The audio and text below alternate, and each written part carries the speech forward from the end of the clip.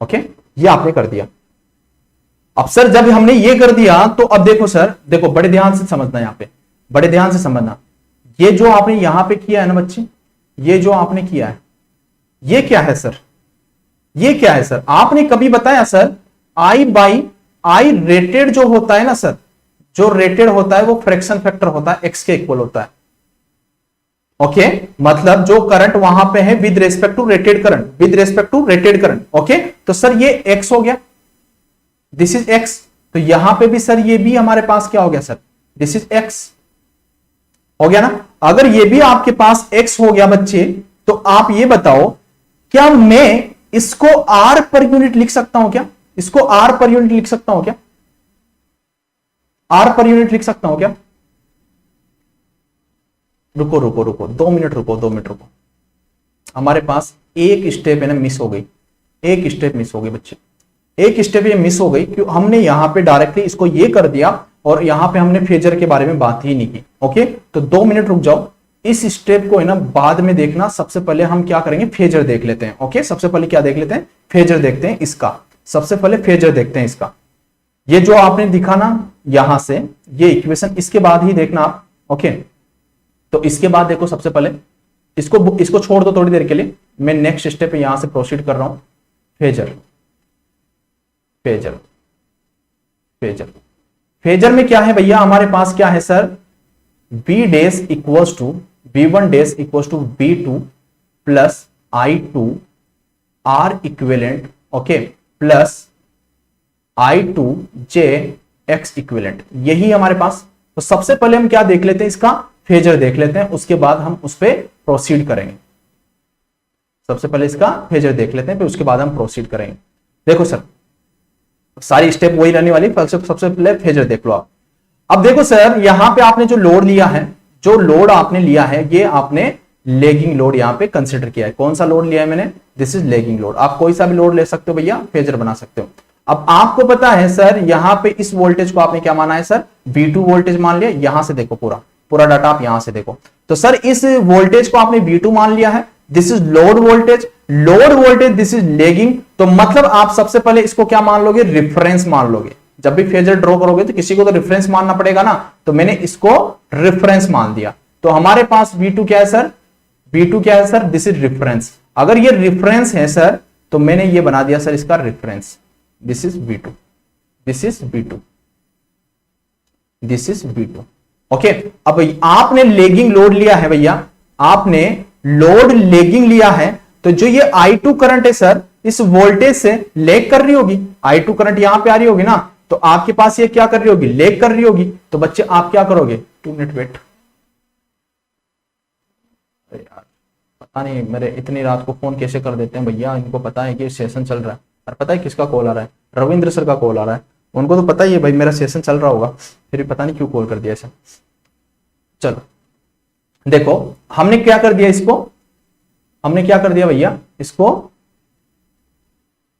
Leg कर दिया। क्या ऐसा लिख सकता हूं, किसी एंगल फाई से, किसी एंगल फाई से,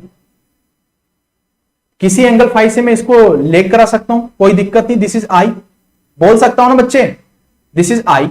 तो अब देखो सर अगर मैं आपके पास जो फेजर अप्रोक्सीमेट मॉडल है, जो अप्रोक्सीमेट मॉडल है, तो यहां से आपने V2 से करंट को लेग करा दिया। अब देखो ये जो है आपके पास, ये जो है R इक्विवेलेंट, तो यहां पे वोल्टेज कितना हुआ, I2 इंटू R इक्विवेलेंट।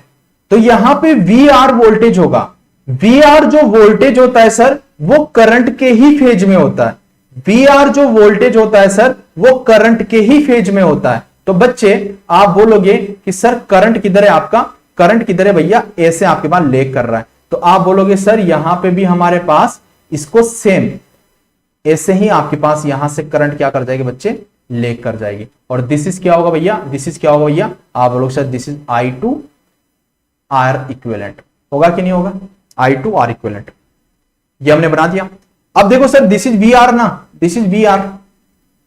अब देखो सर हमने यहां पे तो ये बात कर ली इस अप्रोक्सीमेट मॉडल से, और यहां पे देखो सर जो X इक्विवेलेंट है, जो X इक्विवेलेंट है, तो यहां पे आपके पास VL होगा। VL जो वोल्टेज होगा वो कितना होगा भैया, VL होगा I2 JX equivalent. I two J X equivalent ये VL होगा, और जो VL वोल्टेज होता है सर वो करंट से 90 डिग्री लीड करता है सर।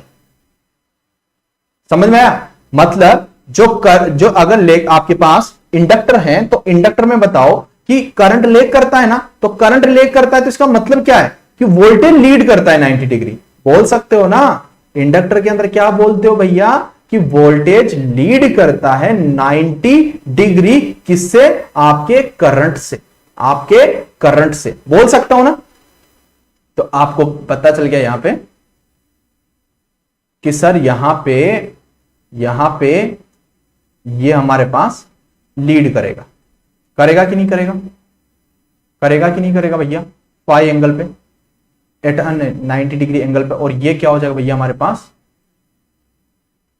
क्या हो जाएगा? I two J X equivalent, this is BL। Okay, अब देखो तीनों पैरामीटर हमारे पास आ गए, V2 का भी आ गया और VL का भी आ गया, V2 VL और R इक्विवेलेंट हमारे पास तीनों का आ चुका है सर। अब देखो सर यहां पे अब हम बात करेंगे V1 डेज की। अब ये V1 डेज तो इस पूरे का रिजल्टेंट है ना भैया, V1 डेज क्या है? पूरे का रिजल्टेंट। तो आप इसको रिजल्टेंट को मिला दोगे सर। अब जो हमारे पास मिला यहां से ये क्या है sir? This is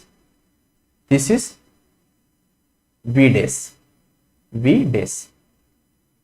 this is load voltage sir. ये वोल्टेज है V2, ये लोड साइड का वोल्टेज है। ओके, और ये V डेज आपने रेफर्ड करके प्राइमरी साइड का, मतलब एक प्रकार से प्राइमरी साइड का वोल्टेज हुआ। तो सर इसके बीच में जो एंगल होगा, वो कौन सा होगा? डेल्टा होगा। कौन सा होगा? डेल्टा। और ये जो डेल्टा होता है ये होता है भैया load angle. This is delta. अब सर देखो अगर इस लाइन को मैं आगे मिलाना चाहता हूं, आपको है ना, आपको चाहिए क्या? चाहिए क्या? मैं बताता हूं आपको चाहिए क्या। देखो कि सर जो ये V डेस होता है ना, V डेस है ना, हमेशा इतना सा भी ज्यादा नहीं होता। रीजन क्या है कि ये जो सर डेल्टा होता है बहुत ही कम होता है, ये 0 डिग्री होता है। क्यों होता है सर? यहां पे वाइंडिंग लॉसेस क्या होता है सर? Winding losses 0। और वाइंडिंग लॉसेस 0 तो आपके पास जो V डेस होता है वो भैया यहां से लेके, अगर मैं इसको O बोल दूं और इसको A बोल दूं तो इसके इक्वल होता है। मतलब आप बोलोगे सर V डेस जो होता है वो OA के इक्वल होता है, क्योंकि वाइंडिंग लॉसेस यहां पे 0 होते हैं। तो आपके पास V डेस क्या होता है? OA के इक्वल होता है। अब सर अगर V डेस का वैल्यू आपको निकालना है, ओके, तो V डेस इक्वल टू, तो आपने ये कर दिया 0A आपने कर दिया, 0A आपने कर दिया। तो अब यहां पे देखो कि आपको 0A के आप क्या निकालोगे? 0A तक ये वैल्यू आप निकालने वाले हो, 0 से लेके A तक आप ये वैल्यू निकालने वाले हो। समझ में आया? तो आप कैसे निकालोगे सर? देखो सबसे पहले अगर ये एंगल आपके पास थीटा है, तो आपने मैथमेटिक्स में थोड़ा सा पढ़ा होगा, अगर ये थीटा होगा तो ये भी थीटा होगा सर, ये भी थीटा होगा। अगर ये थीटा होगा बच्चे तो आप यहां से एक परपेंडिकुलर डाल सकते हो ना, यहां से एक परपेंडिकुलर डाल सकते हो बच्चे, ये परपेंडिकुलर डाल सकते हो। अगर ये परपेंडिकुलर डाल सकते हो तो बच्चे बोल सकते हो आप कि ये 90 डिग्री होगा, ये 90 डिग्री एंगल होगा, बड़े ध्यान से देखो, ये 90 डिग्री एंगल होगा। अब आपको पता है कि जो ट्राइंगल होता है उसके तीनों जो एंगल होते हैं उनका समेशन 180 डिग्री होता है। तीनों जो एंगल होते हैं उसका समेशन कितना होता है? 90 डिग्री होता है। अगर ये थीटा है, ये 90 डिग्री है, ओके, ये थीटा है, अगर ये थीटा है और ये 90 डिग्री है, तो बड़े ध्यान से समझो, थीटा है प्लस 90 डिग्री है, तो ये कितना हो जाएगा भैया? देखो इसको मैं θ2 बोल देता हूं, प्लस θ2, ओके, तो इक्वल्स टू क्या बोल दो आप? इक्वल्स टू कितना होता है टोटल समेशन 180 डिग्री। अगर 180 डिग्री होता है तो भैया θ2 का वैल्यू कितना हो जाएगा? इधर चला जाएगा तो 90 माइनस थीटा। मतलब आप बोल दोगे कि सर यहां का जो एंगल होगा ना वो 90 माइनस थीटा होगा, 90 माइनस थीटा होगा। अगर ये 90 माइनस थीटा होगा तो बच्चे ये बताओ कि हमने देखा कि सर ये तो परपेंडिकुलर लाइन आपके पास, ये जो था ये पूरा का पूरा परपेंडिकुलर था, 90 डिग्री था। इस लाइन के बीच में और इस लाइन के बीच में एंगल 90 डिग्री था। इस लाइन के बीच में और इस लाइन के बीच में एंगल 90 डिग्री था। अगर ये इतना सा एंगल, ये इतना सा एंगल आपके पास 90 माइनस थीटा है, तो ये एंगल कितना हुआ होगा भैया? आप बोलोगे सर ये एंगल थीटा हुआ होगा, क्योंकि टोटल एंगल तो आपके पास कितना था? 90 डिग्री था, तो ये एंगल आपके पास थीटा हुआ होगा। तो एक बार बताओ मेरे को, क्या ये एंगल अप्रोच आपको सही तरीके से समझ में आ गई? अगर नहीं आई हो तो दोबारा बता दो, मैं दोबारा आपको बता दूंगा। एक बार बताओ, क्या आपको ये एंगल अप्रोच समझ में आ गई? अगर नहीं आई हो तो बता दो, मैं दोबारा एक्सप्लेन कर दूंगा इस एंगल्स को, क्योंकि ये मैथमेटिक्स का पार्ट है। अगर आपको मैथमेटिक्स थोड़ी सी नॉलेज हो मैथमेटिक्स की तो आपको समझ में आ गया होगा, अगर नहीं हो फिर भी तो मैं दोबारा फिर से एक्सप्लेन कर दूंगा। लेकिन सभी बच्चे एक बार बता दो, सभी बताओ, दोबारा बताओ। चलो ठीक है। देखो बच्चे, देखो ये वोल्टेज है, देखो ये वोल्टेज है, यहां से करंट आपकी लेग हुई थी थीटा, यहां से करंट आपकी लेग हुई थी थीटा डिग्री पे।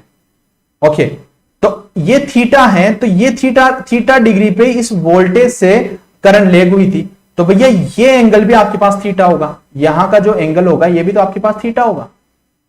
अब सर ये बताओ, अगर मैं यहां से एक परपेंडिकुलर डाल देता हूं, ये परपेंडिकुलर आपने डाल दिया, ये अगर ये परपेंडिकुलर आपने डाल दिया तो सर ये तो 90 डिग्री एंगल हो गया ना, ये तो 90 डिग्री हो गया ना बच्चे, ये तो 90 डिग्री हो गया ना। अगर ये 90 डिग्री एंगल हो गया और ये थीटा हो गया, तो सिर्फ ओनली इस ट्राइंगल को देखो, ओनली इस ट्राइंगल को देखो। किसको? इसको, इसको, इसको। अगर ये थीटा है बच्चे, ये थीटा है, ये 90 डिग्री है, तो ये एंगल कितना होगा? आप बोलोगे sir this is 90 minus theta, तो ये एंगल आपके पास 90 माइनस थीटा होगा, सिर्फ यहां से लेके यहां तक। तो लेकिन आपको पता है सर ये पूरा एंगल, इस लाइन देखो, इस लाइन और इस लाइन के बीच का एंगल सर 90 डिग्री था। तो ये बताओ, आपने ये एंगल अगर 90 माइनस थीटा बोल दिया, 90 माइनस थीटा बोल दिया, तो ये पूरा तो 90 था ना, तो इसको आप थीटा ही तो बोलोगे ना, इसको आप थीटा ही तो बोलोगे। ओके, तो यहां पे इसको थीटा ही बोलोगे, तो ये थीटा आ गया बच्चे। समझ में आ गया? एंगल अप्रोच समझ में आ गया ना? अगर एंगल अप्रोच समझ में आ गया तो मैं आगे बढ़ूं, क्योंकि तभी आपको चीजें समझ में आएगी। अगर एंगल अप्रोच आपको समझ में नहीं आएगा ना तो बड़ी प्रॉब्लम हो जाएगी यहां पे। बढ़ू आगे, आगे बढ़ू, बताओ एक बार, एकदम क्लियर?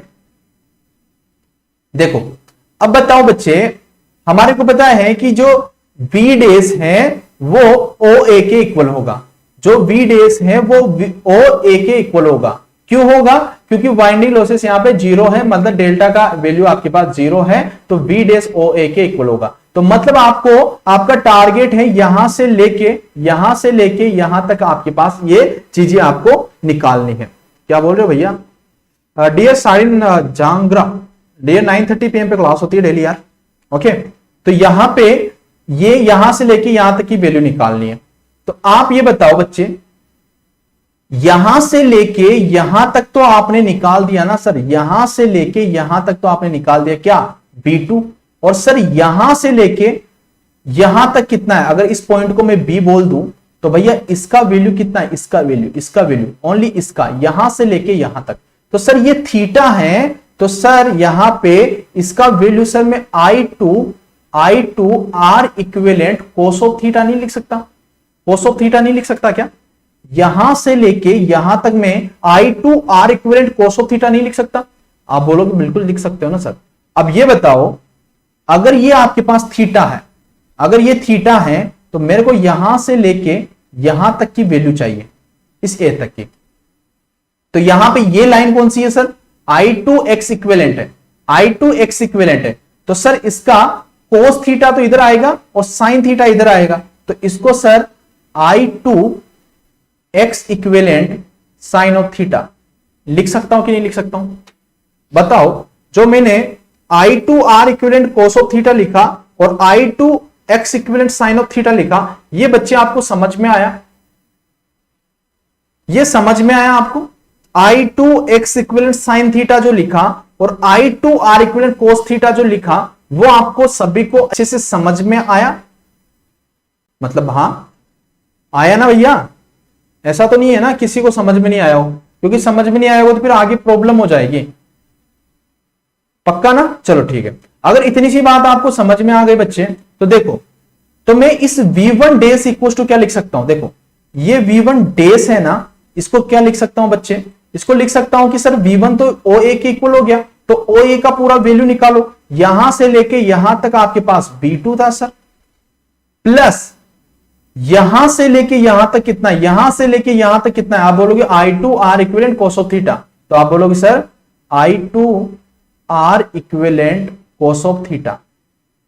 अब बच्चे यहां से यहां तक निकाल दिया, अब यहां से यहां तक कितना है? आप बोलोगे sir this is I2 X equivalent sine of theta, क्योंकि ये भी बहुत ही कम होता है, और बहुत ही कम होता है इसलिए v डेस आपका OA के इक्वल होता है। तो यहां पे क्या हो जाएगा भैया? आप बोलोगे सर I2 X इक्विवेलेंट और साइन ऑफ थीटा।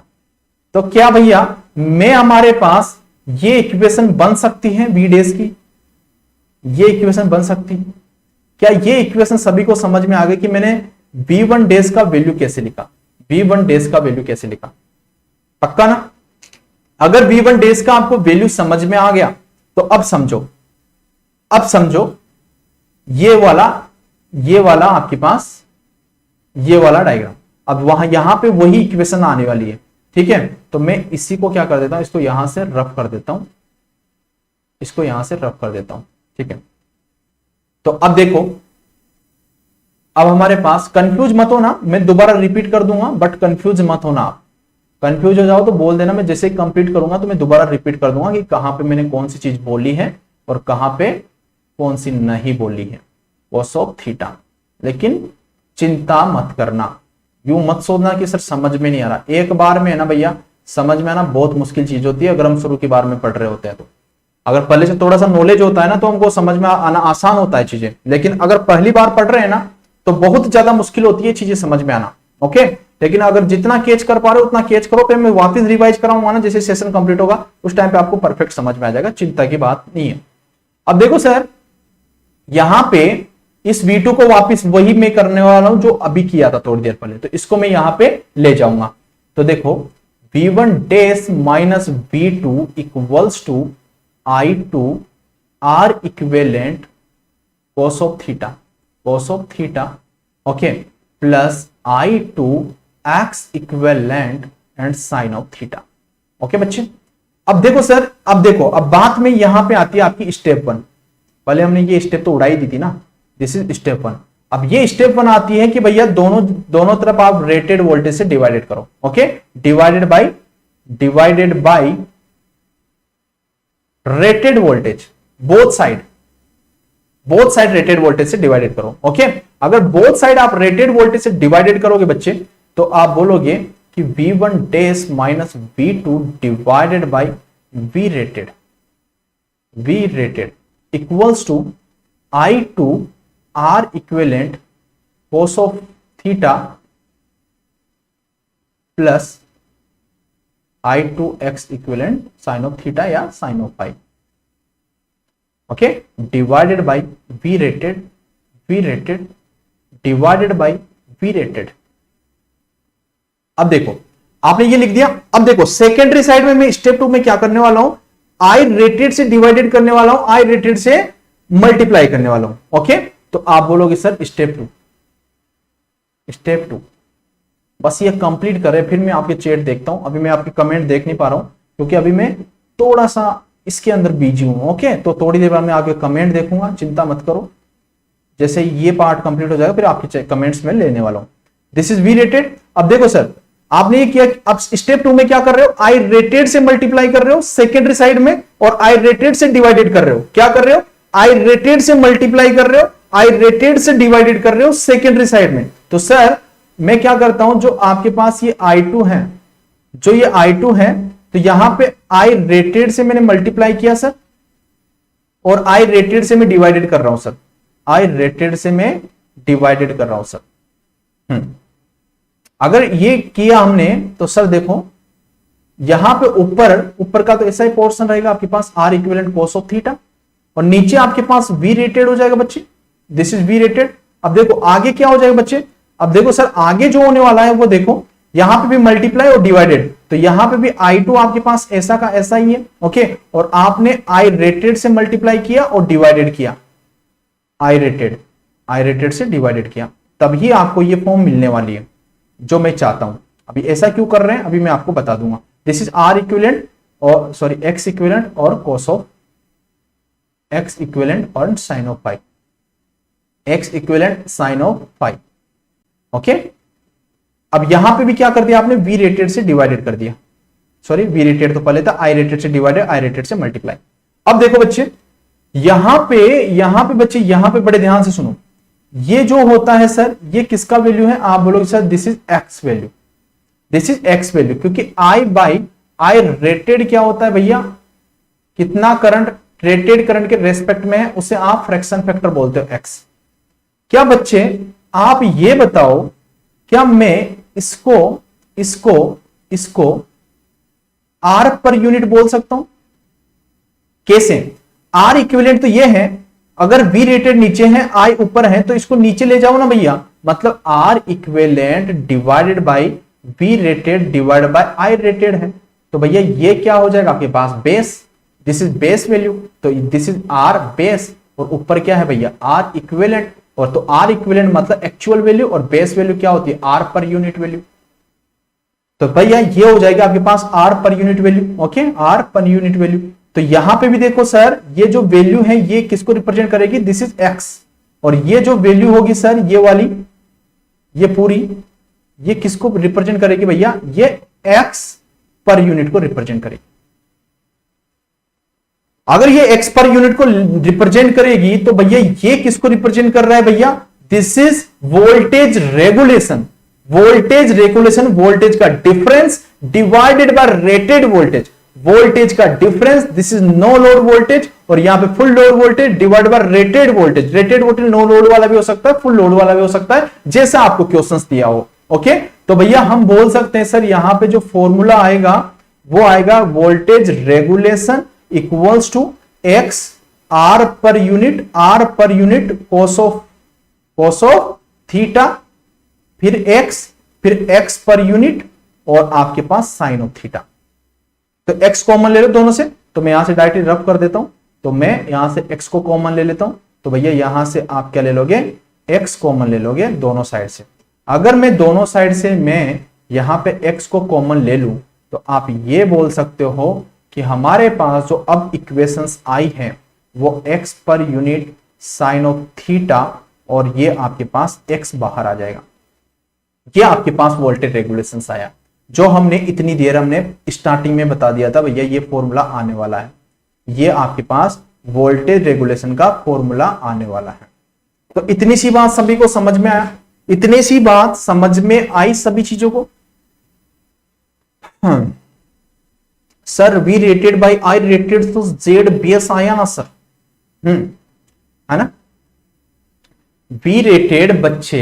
अब देखो मेरे भाई मैं क्या बोलूं तेरे को, क्या बोलूं भाई, मतलब क्या बोल सकता हूं मैं, मतलब आप v अपॉन आई को क्या बोलते हो, r बोलते हो। ओके, r प्लस जे एक्स बोलते हो। ओके, तो भैया यही r होता है, यही x होता है, यही x होता है, यही r होता है, यही z होता है, यही r होता है, यही x होता है, यही z होता है। Okay sir, what is exactly meaning of voltage regulation and why use this word in engineering? भैया आप अभी आए हो क्या? इसका वर्ड का मतलब तो मैं स्टार्टिंग में आपको बता चुका हूं कि एफिशिएंसी और रेगुलेशन में क्या डिफरेंस है, रेगुलेशन उसको क्यों करवाते हैं आप। ओके, तो आप शायद अगर बीच में आप उछल कूद मचाने आए हो तो भैया बीच में है ना, इसके आंसर आप स्टार्टिंग वाले 5 मिनट देख लो, आपको वहां पे सारे समझ में आ जाएंगे। ओके, तो यहां से समझ में आना आपको मुश्किल हो जाएगा। देखो बाकी बच्चे बताओ कि यहां तक सारी चीजें आपको समझ में आई, यहां तक आपको वोल्टेज रेगुलेशन पर यूनिट में कैसे आया आपको समझ में आया? एक बार सही बता दो, बताइए भैया, क्या सभी को यहां तक परफेक्टली समझ में आया?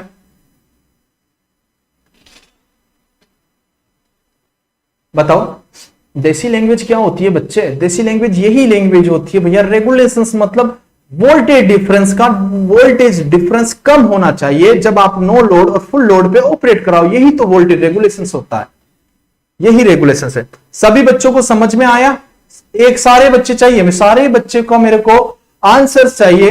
क्या सभी बच्चों को जितना पढ़ाया उतना सब कुछ समझ में आया? एक्स का रोल क्या है?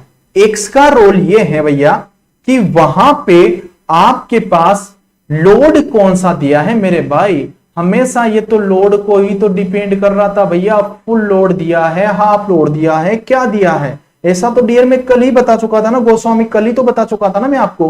कल जब हम कल एफिशिएंसी पढ़ रहे थे तो वहां पे शायद कल भी बताया था मैंने इसको, उसके एक दिन पहले भी शायद मैंने इसको बताया था। तो सर ये तो मतलब लोड की बात होती है, X equal to 1 full load, X equal to 1/2 for half load. Okay, ऐसी चीजें तो मैं बता चुका हूं ना बच्चे। फ्रैक्शन फैक्टर बिल्कुल बिल्कुल करवाएंगे, अभी ये खत्म तो हो जाए, आप चिंता क्यों कर रहे हो, सारी चीजें करवाएंगे और एग्जाम्पल भी करवाएंगे। ओके, तो भैया हमने इतनी सारी चीजें पढ़ी, इतनी सारी चीजें पढ़ी और हमने वोल्टेज रेगुलेशन ड्राइव कर दिया ये पर यूनिट के अंदर, पर यूनिट के अंदर। तो मतलब आपको फाइनली यहां से समझ में आ गया कि अगर यहां से वोल्टेज रेगुलेशन आपको पर यूनिट में निकालना है तो आपको अप्रोक्सीमेट मॉडल के अंदर जाना पड़ेगा, आपको अप्रोक्सीमेट मॉडल के अंदर जाना पड़ेगा।